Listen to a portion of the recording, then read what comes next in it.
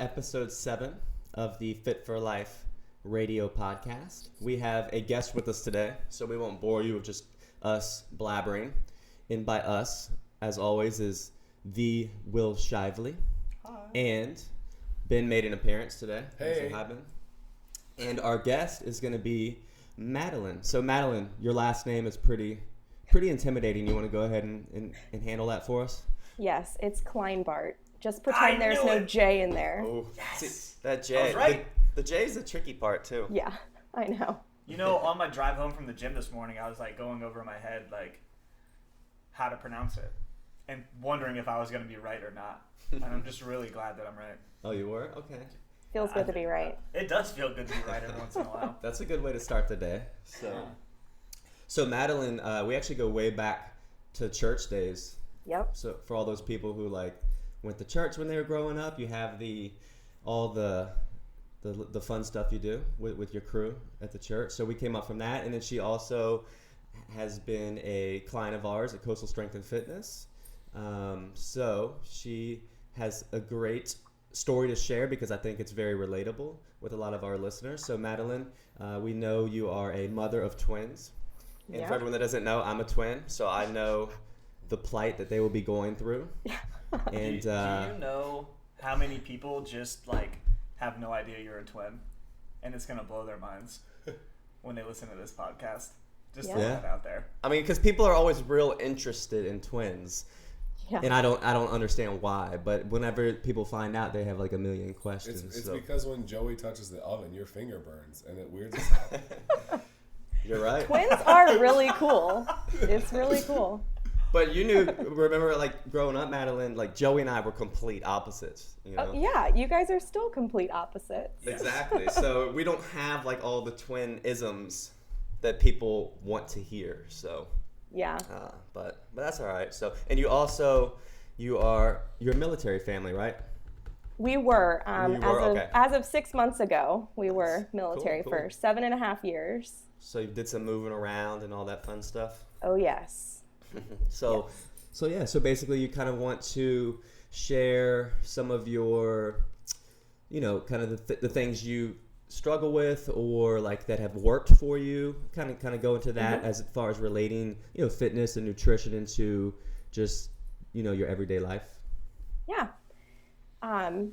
So yeah, it's hard. Moving is hard, especially when, fitness has always been important to me and working out. And every time you move, you have to start from scratch. And it takes a couple months to really feel settled. And then you put yourself out there and try to find the right gym. So it's always a challenge to find where you fit. So I got into like group style fitness in Savannah.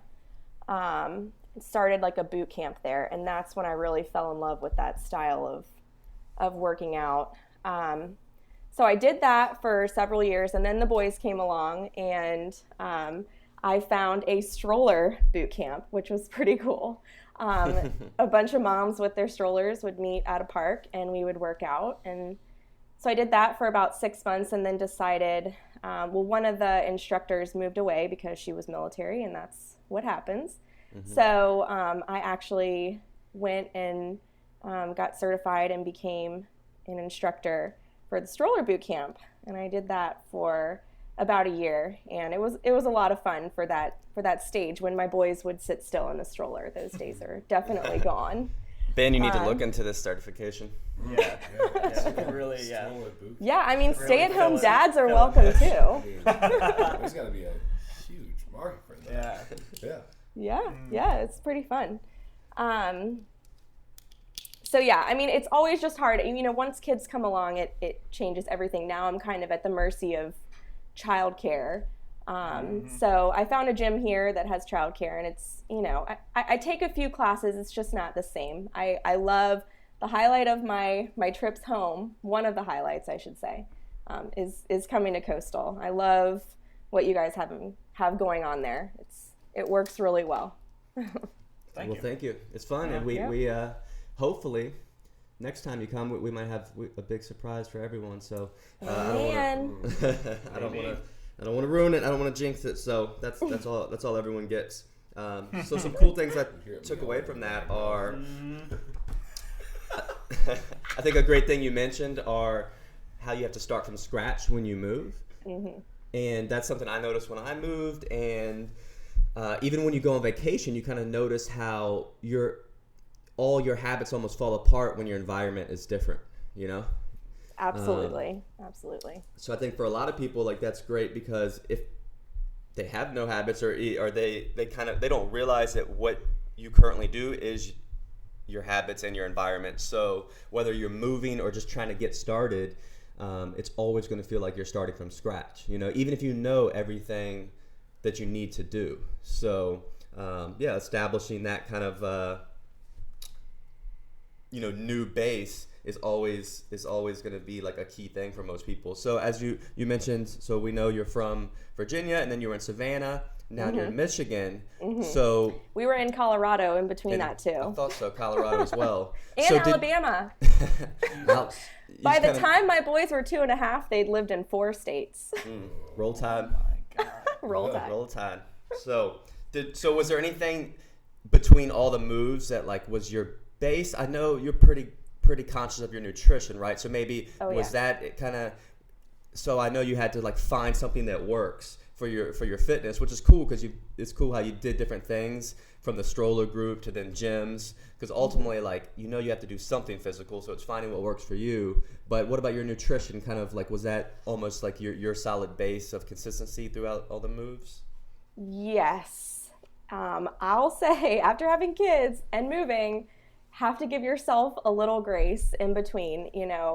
Thankfully we've had good support system, people that have brought meals to us when we're first getting settled.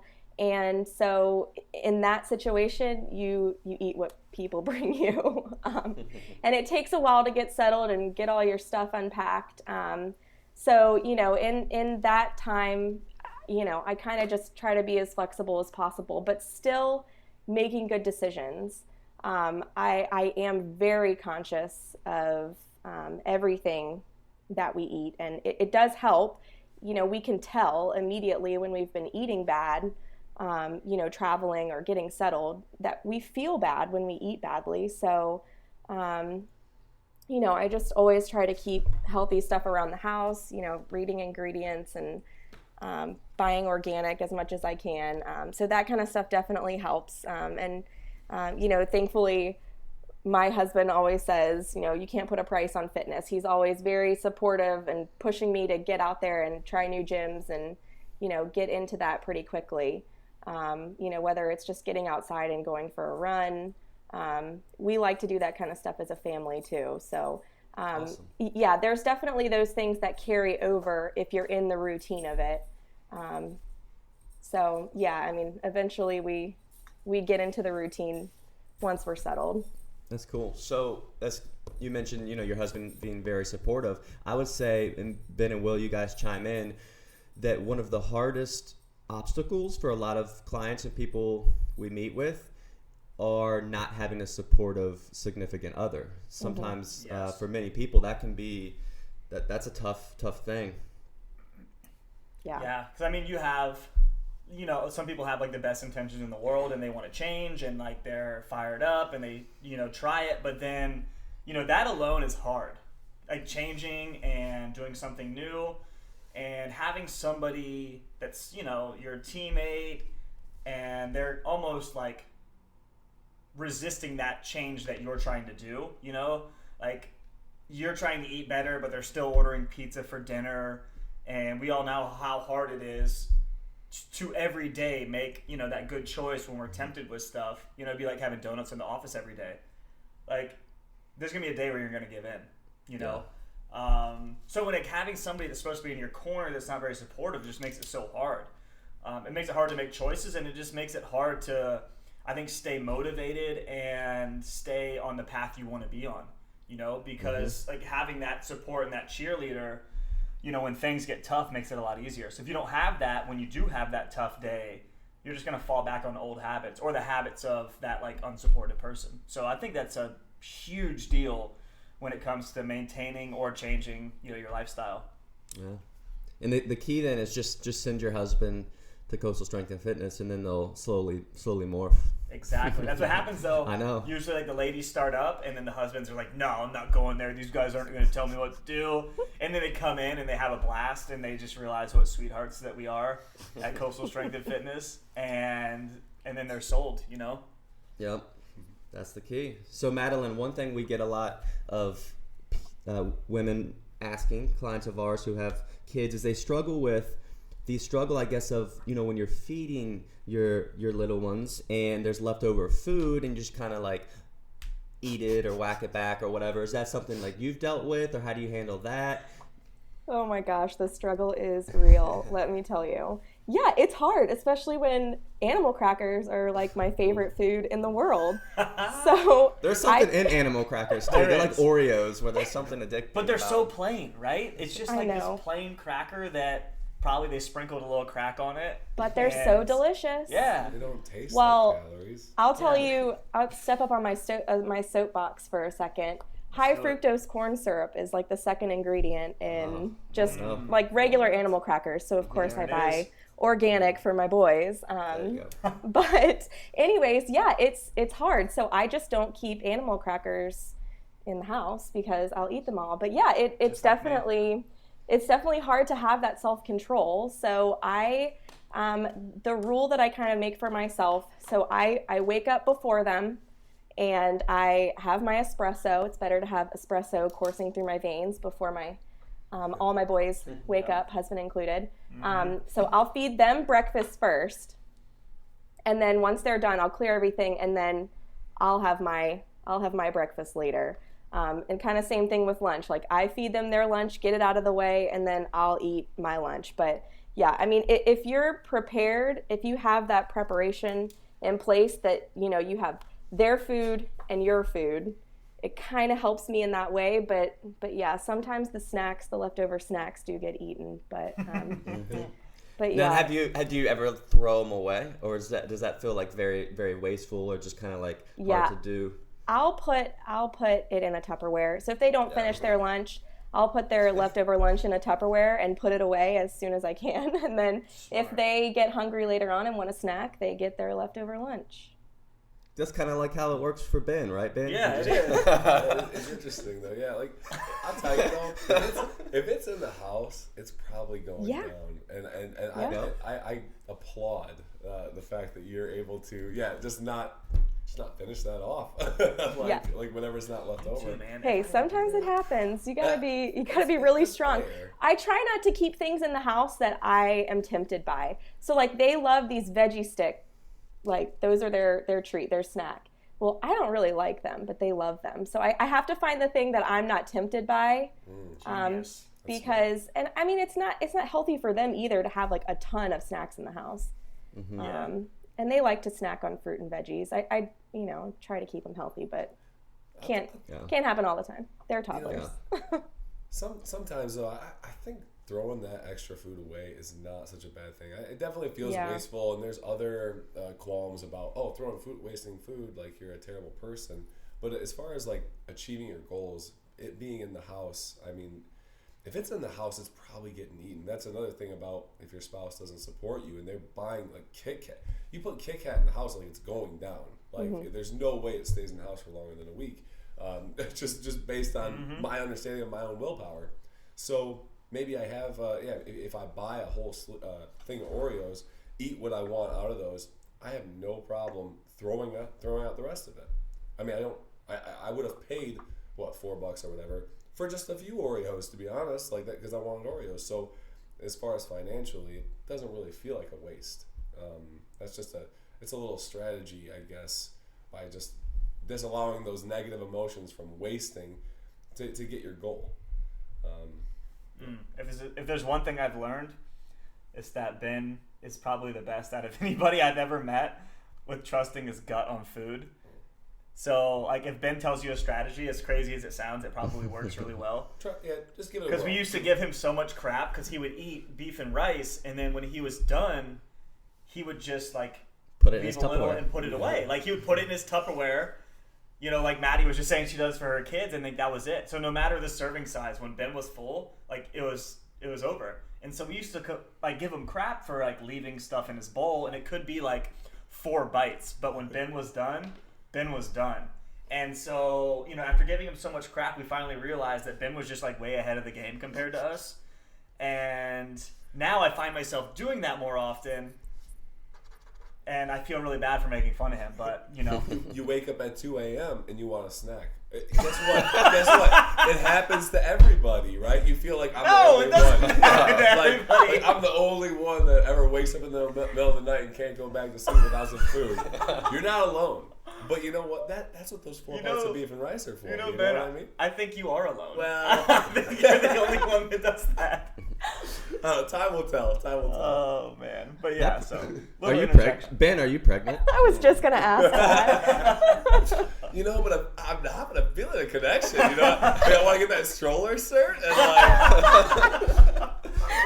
I feel a little sick in the mornings. No, I'm just kidding. Could you picture like you get the cert, you're teaching it, but you really just kind of have like a fake baby in there, and then like 3 months go by, the class is loving you, and then they peek in your stroller and realize you're a fraud. Oh, it's a watermelon. How would that go over, Madeline, if you found out? Oh my goodness! I mean, there have been times where some ladies like their kid was in school or whatever, and they would show up with an empty stroller. So. Little dog in there or something? Their weights, their gear. Hey, you know what? They're just trying to get their fitness on. Oh, yeah. Hey, I'm not hating. Maybe I'm they just liked your class so much that they're like, damn, I don't even have a kid, but I just want to do this, so I'm going to show up with an empty stroller. Like, that's Dude, that happens. When I go hiking, I see these dads, like, with the baby strapped on their chest, Mm-hmm. And I'm like, I wish I had a kid right now for that extra challenge, that extra weight going up this hill. Until they're a 9-year-old, and then you're doing a 100-pound carry up a hill. Yeah, and they hit, and I guess they start to dislike you probably at 9, 10, 11. So they start to think they're better than you. They don't want to be like face to face, strapped to your chest at that point. Yeah. I'm sure. So, but I think some great points Madeline made. I want to circle back around to. So for one. I come back to this a lot and learning more and more. When someone, like Madeline's like really fit, she's been doing this a while, she's consistent, living lean, but she mentioned that she has no self-control. And that's another thing I always tell people too, like I don't have any self-control either. And the best strategy for that is your environment, keeping things out of the house. And I think a lot of times people feel like a failure if they don't have self-control. Like they think, I know that these animal crackers are in the cabinet, and then they eat a bag, and they're like, I'm a failure. I have no self-control. Why can't I be more like Madeline? She doesn't eat them. But really, no one has self-control.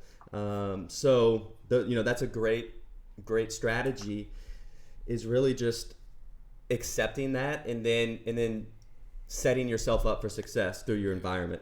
Mm-hmm, mm-hmm. I have a question. I'm going to interject this because we're talking about the snacks and stuff. Mm-hmm. And this is just one I have heard a lot in my career.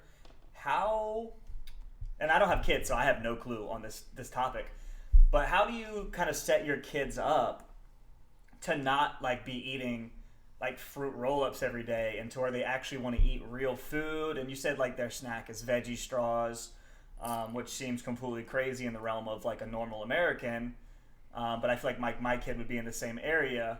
But so how did you kind of instill in them like eating well? Was it just you just led by example? Hey, this is what we're gonna eat. You guys need to deal with it. So how did you do that? Well, yeah, I mean they're definitely not old enough to make their own decisions, so I make those decisions for them. But I will say, if you walk into our pantry, it is not a normal American pantry. I'm very careful about everything that I buy, and that's something that I've been doing for several years, even before kids, really learning to read ingredients and just be careful. I always like to have a fuller refrigerator than pantry. So, and they're not that picky because they're used to eating that way. But yeah, they love their snacks. They ask me for snacks all day long because they're 3, and that's what 3-year-olds do. Exactly, yeah. They want snacks because they taste good. So yeah, sure, I'll cut you up an apple. I'll give you, they love almond butter. I mean, there's things that I can give to them, real food, that they think that they are snacks. but I'm not giving them fruit roll-ups all day, you know? I mean, they ask me for like fruit snacks several times a day, and they get one little organic fruit snack. If you know me, you know I'm always on the run, up early and home late, so having a 3-hour morning routine isn't really in the cards for me. What is in the cards is AG1. It's a fast way to get vitamins and minerals I need to perform. I first gave AG1 a try because I wanted a single solution that helps support my entire body by filling in nutrient gaps and simplifying my morning routine. Since drinking AG1 daily, I've always felt strong and energized and ready to attack the day. Not only does AG1 deliver my daily dose of vitamins, minerals, pre- and probiotics, and more, it's a powerful, healthy habit that's also powerfully simple. It's one scoop, mixed in water, once a day, and every day. I know that AG1 is giving my body high-quality nutrition. Every batch of AG1 goes through a rigorous testing process, so you know that it's safe. And AG1 ingredients are sourced for absorption, potency, and nutrition density. AG1 is a supplement that I trust to provide the support my body needs daily, and that's why I'm excited to welcome them as a new partner. Here is your chance to start every day this season with a gift to yourself. Try AG1 and get a free 1-year supply of vitamin D3K2 and 5 free AG1 travel packs with your first purchase exclusively at drinkag1.com/provengrit. That's drinkag1.com/provengrit. Check it out. After lunch, and they know that they can have a treat after they finish their lunch, and that's it. You can't have more than that. So it's just staying consistent, and they get used to it. But yeah, I mean, of course, they're 3. They're going to ask for snacks all the time. You just have to stand strong. I like it. Yeah, because I think a lot of parents run into where like, oh, well, my kid doesn't like to eat this and that, and he'll only eat chicken nuggets or fruit snacks. And yeah, I just want to get an opinion, because for me, like, it feels like you just need to lead by example, and you almost have to start early. Yes. And just like they grow up eating like that, so it's not a problem. But I think it's when you start one way and then try to change it that you hit that resistance. Because they're a kid, they want what tastes good. They don't know, what's healthy or what. They just know what their brain tells them is good. So yeah. So our rule is you have to try one bite. So if I put something in front of them and they say, oh, I don't want that, because they're toddlers and that's what they do. The rule is you have to take one bite. If you don't like it, then we can talk about it. But if you take one bite and you like it, obviously they're going to keep eating it. So it's a psychology of giving them a bite and then going, oh yeah, wasn't that good? And they go, oh yeah, that's tasty. And then they finish everything on their plate. So that's cool. And you know what? That's like the rule I live my life by now. I got to try everything at least once. And then I'll talk to myself about it afterwards and see how it went. But yeah, so that's cool. I like that. Those are cool strategies, and I think they're super, like, they're doable for everybody. I think it just takes a little effort if, you're not there in terms of, feeding your kids or whatever. But yeah. Yep, it takes time. Yep, and it's habits, it's you're building habits for them and yourself, to kind of be consistent with it. So that is the way to go, right, Ben? Yes. Ben used to eat chicken nuggets all the time. Then he started at Coastal, and now he eats dry turkey breast with his hands. I'll tell you though, I actually ate chicken nuggets a long time into Coastal too.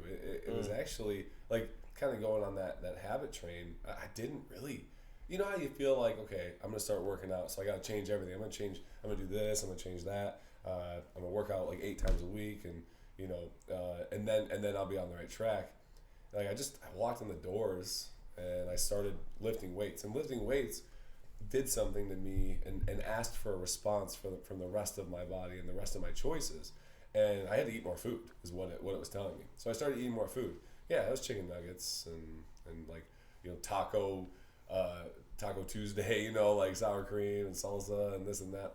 And eventually over time, it seemed that the less extravagant I got with the meals and less variety even, it was easier, and it actually seemed to fill me up, and it was an appropriate response to, me getting stronger. And I actually, I jumped up a good 35 pounds because I was eating a ton. And then over time, I stopped eating breaded chicken. I was like, you know what, grilled chicken, taste wise, well, yeah, okay, it's a little bit less or whatever. You can season it. It didn't really matter, right? It made me feel a little bit better. It made me train a little bit better. You could tell the difference in the rest of my life, and it that small little change, turns into then losing like 15 pounds, and it was very, very slow, and the habits that I changed over and over, like it took a while, but yeah, now I am eating a turkey breast. He's eating a turkey breast that's unseasoned, and it's the whole breast, and he's eating it with his hands. Sure, I guess I could have chopped it up. You put some cheese on there, maybe some lettuce, tomato, put it on some bread, or some salt. or yeah, let's keep it basic. Let's put some salt on it. Let's go. I deadlifted this morning. I just need that in my body. I feel you. Here we are. So, the cool thing is, I think most people don't realize is that your habits are changeable. Now it's best if you have an awesome mom like Madeline and you create these great habits when you're young and you don't even realize it. But even, no matter where you are, you can change. If you think you only like certain foods and you just can't eat quote unquote healthy foods or whatnot, you can. It's just you can change at any point. So, ultimately, it's kind of having a little self responsibility and just making that mindset shift of wherever you're at, you are able to change. And as you see, as Ben just talked about, as Madeline talks about, the common themes are consistency and kind of creating the right environment for your goals. Just one piece at a time, though. Dude, don't try to change your environment all at once. Don't try to throw out all of your food and all of your habits, your routine grocery, list. Don't just completely overhaul it. Just try one. Try one thing. Like the Taco Tuesday thing. Stop using the sour cream now. Just try that one thing. Is it that bad? Do you really miss it that much? Okay. No, not too bad. So then maybe, and then next it's this, next it's that. The habit change thing, it's way more manageable doing, almost feeling like you're not working hard enough. But if you're making one change, I promise you it catches up eventually. But yeah, you wake up one day and you're like, wow, I'm a completely different person. And I didn't even realize it. And I've enjoyed the journey. Which is, yeah, if we ain't doing that, what are we doing? Yep. The journey is always the best part. Wise words. So Madeline, let's shift gears a little. And so actually, and this is what happens. So as you being someone who's been into health and fitness for a while, us being coaches, you always want to strive for better and perfection and finding perfect. So I know you had asked me a question a week or so ago, kind of along the lines of nutrition. You want to maybe just go ahead and kind of ask the question again, but also where your thought process was, maybe your frustration with it, or just, Yes. So I really got into the paleo diet, more than just the diet, but kind of a lifestyle behind paleo. This was, maybe 5 years ago. I kind of threw myself into it for a couple different reasons. And once kids came along, I do still try to stick to it, but I've given myself a lot more freedom after having kids, keeping everybody happy. But I still follow a lot of paleo personalities on Instagram just to get ideas, reading blog posts to get inspiration from people. And kind of the trend that I'm seeing is some of the paleo personalities are kind of getting into ketogenic. Is that right? Did I say that right? Mm-hmm. Okay. Yep. So Keto I for keep short. keto. Yeah, I keep seeing this showing up. So I had asked Gary, is this a totally different diet? Are they changing gears? What's happening here? Why are they all changing their tune? Yep. So what happens is you have, for example, in the paleo diet, the basics of it are great. It's ultimately eat less processed food, eat more real food, meats and veggies and fruits and stuff like that, which then when people go and kind of shift to a set of rules like that, obviously, like if you went from if you were eating a lot of processed food, you cut it out, you're gonna feel better. You're gonna lose weight. You're eating less food. You're getting more nutrients. For a lot of people, maybe they weren't eating much protein and veggies before. Now you're getting all these vitamins and minerals and essential nutrients, and you feel great. So then people want to take it as far as they can, and then the extremes come in, right? So, and I know with paleo, what happens with a lot of people is then they're like, well, I'm going to be hardcore paleo and like no dairy, no gluten, no nothing if a caveman didn't eat it type deal, right? And eventually people kind of latch on to that as like almost like a religion, and you start to like get short-sighted and want to find this perfect diet that doesn't exist. Because ultimately, like, for example, like dairy is very nutritious. Now, it can be unhealthy, especially with the way we treat our animals and all that. But for some people, they thrive on dairy, and there's ways to prepare it or find it that people have no issues with it. So you're cutting out a great food for many people by kind of being a little nearsighted and dogmatic. So then what happens is a lot of these personalities, that's just their nature. Like they want to find something perfect, or then maybe they start to not feel their greatest. And then it's kind of what's the next fad, right? So, because if you look like 15, 20 years ago, there was the Atkins diet, which essentially was like the paleo diet. So now everyone's kind of on the keto train, which has also been around forever as an extreme way to treat patients with cancer and things like that. There is some merit to like cutting out your carbs completely and going no carb. But again, if you don't have to, like, there's no reason. Like potatoes and fruits, like these are super nutritious foods, like with tons of vitamins and minerals. So if you cut all those out, like you're gonna have to get them from somewhere, and it's just then it comes down to like, is it convenient? Like, and keto is not very convenient for a regular person unless you really have to do it. So, but again, like these people get attached to extreme approaches, and then people like us, and you're reading them and you see that, then it makes you question everything you're doing. Yep. And then you get frustrated or spend way too much time worrying about things like that. Mm-hmm. And I think really it boils down to like what works for you.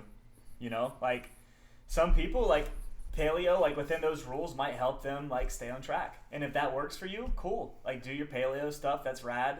Keto, like I will say the one thing I think I'm seeing that I can see as maybe a benefit for a period of time is like, yeah, it removes carbs from the equation. So I think it kind of changes your taste, and a lot of people get that like almost like that cycle of like they get stuck in where like they'll have something sweet and then they'll feel like crap, and then they'll stop eating it, and then they'll do it again and again and again and again. They feed that train because like they keep giving their body carbs. So I think it's like a cool reset, like it could be great for that. Some people, keto is just not for you. If you're an athlete, then you're probably going to feel like crap on keto, So really it's just finding where you fit in, Like, do you want to be able to enjoy drinks with your friends? Do you want to be able to go out for pizza on a Saturday at your best friend's birthday and not have to sit there and eat just like pepperonis or something like a weirdo because you're on a keto diet? So I think it really does boil down to like, is it something you can sustain? Is it something that's worth it for you? And just finding that for yourself. Some people can eat dairy and have zero problems with it. Some people can eat gluten and have zero problems. Some people, like myself included, like I feel way better not eating that stuff, even though like I do fit it in. I just feel better without it. So, I'm probably better off keeping those out of my diet most days. So just figuring out where do you fall? Where do you fall in the spectrum, and what can fit into your lifestyle and what you want for yourself? Yeah. So Madeline, I sent you that article from Precision Nutrition, who we're certified by, and we love their stuff. So did you enjoy that? It kind of talked about how there is no best diet, and ultimately it's kind of like, nailing it for the individual. What were your takeaways from that? Yeah, I read one thing that really stuck out to me. I have family members that are vegans, and one thing that I really took away from the article was, don't, just because you don't agree with that diet, like everybody's different.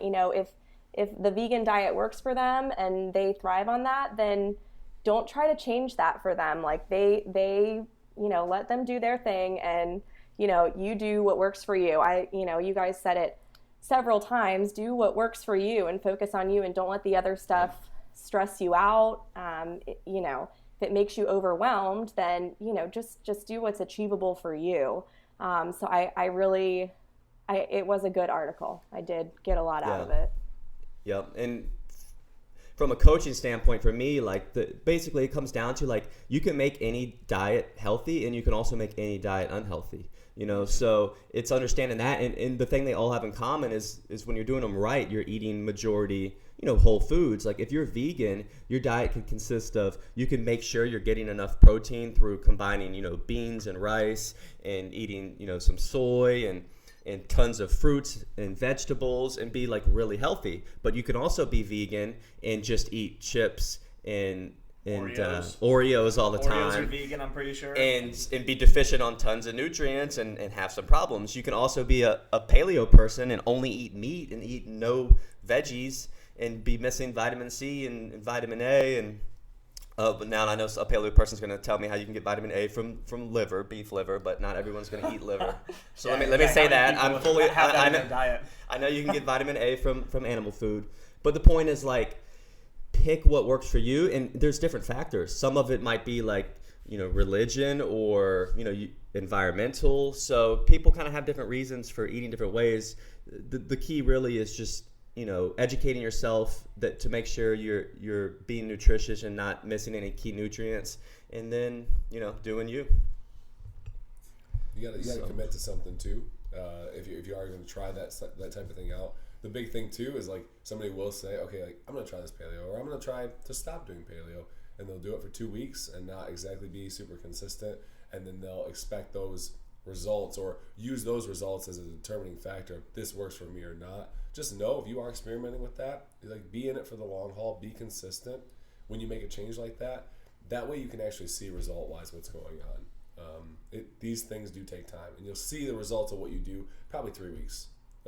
3 weeks later. So if you are like, you're listening to this, you're like, okay, I'm gonna try some stuff that works for me.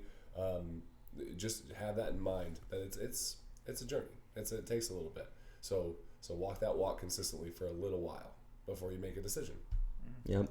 And the thing everyone needs, and that all diets have in common, is you need a sufficient amount of protein, you need vitamins and minerals, and you need water. So if you've got those covered, have at it. So Madeline, what's kind of now, what is your nutrition approach? Like, so it's, if we say the base of it's paleo, then where have you kind of landed with the edges, so to speak? Yeah, just to make my life easier, I am feeding, my husband's metabolism is just out of control. So I have to make sure that I have those fillers, white rice, potatoes, sweet potatoes, and I'll buy, grass-fed cheese, and incorporate that here and there. I don't like to do heavy dairy, just because it doesn't sit well with me. It doesn't sit well with one of my boys. So we really do try to stay away from dairy as much as possible. But yeah, I mean, I like to throw in veggies wherever I can.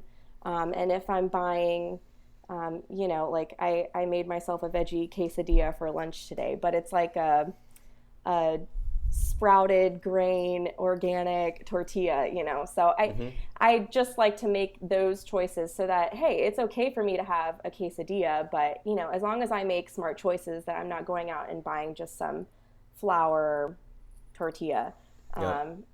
But I give myself grace when we're going out. I try to make good decisions on restaurants that we're eating out at, but yeah, just throwing in veggies where I can, and just trying to get as much good stuff in on a daily basis.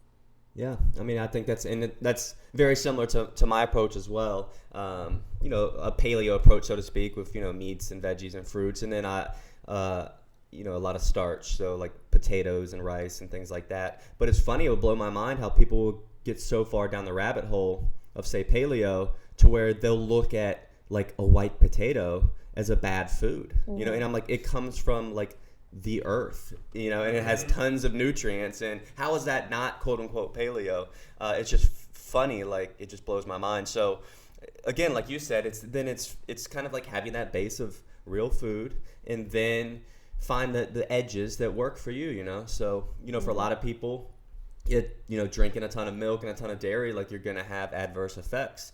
And then some people may have, like, cultured dairy, like yogurt that has probiotics, which helps the digestion and that they feel fine. And then there's, you know, some nutrients in there and protein, and it's a great food. So you have to find that out for yourself, you know? Same thing with gluten and grains. You know, some people, they have a bad response. Some people, they're fine. So if you're fine, there's no reason to avoid it, you know? So especially if it's certain foods you enjoy and whatnot. But yeah, I think that's a great approach you have.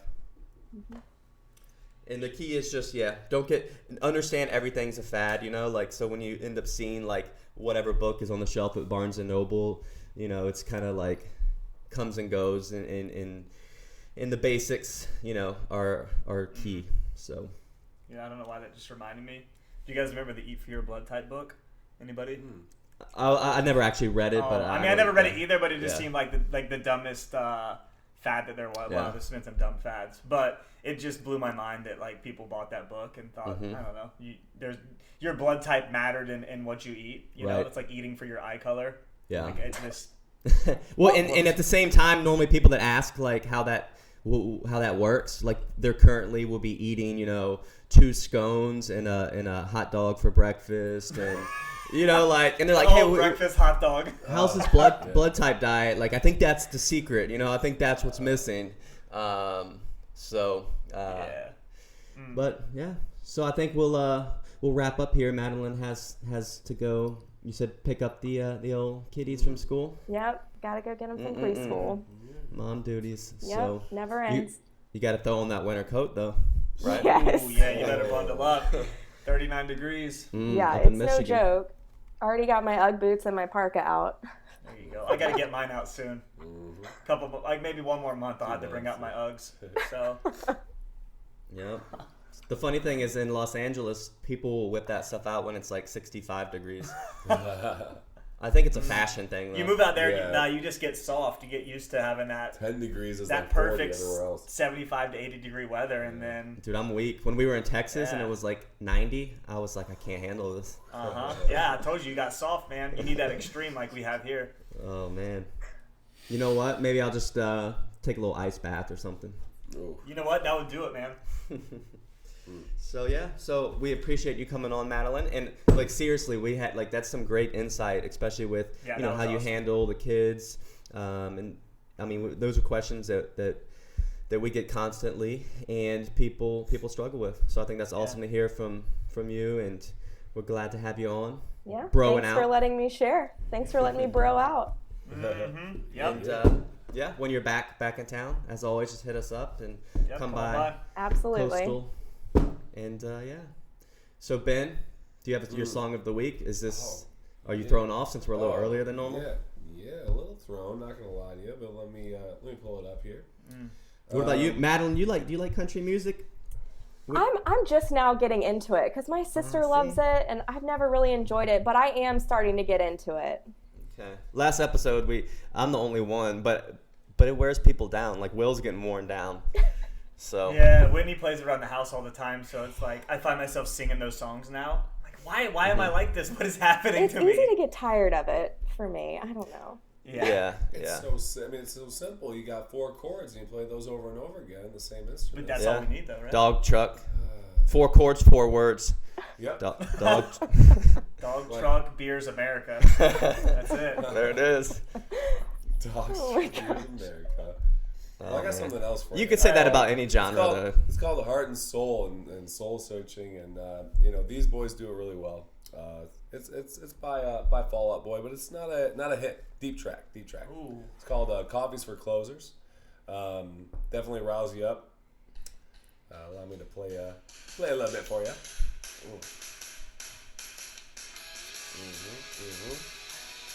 Yeah, this one's heartfelt.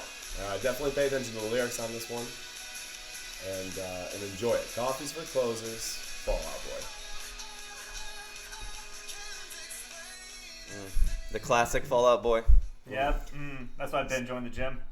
The song title throws me off though, right? Like, because I feel like coffee is for for starting, not closing. It's from a movie, and Brian Daniels would kill me if he knew that I don't remember the name of the movie. But you're gonna be hearing about it later then. Yeah, I don't know the name. But it's from a movie. Yeah. You're a Fall Out Boy fan, are you? Yeah, I really like his voice. Yeah. Yeah. See, I was diehard Yellow Card, and and I still am. am. He's the number one Yellow Card. I remember seeing Yellow Card at the Norva in high school.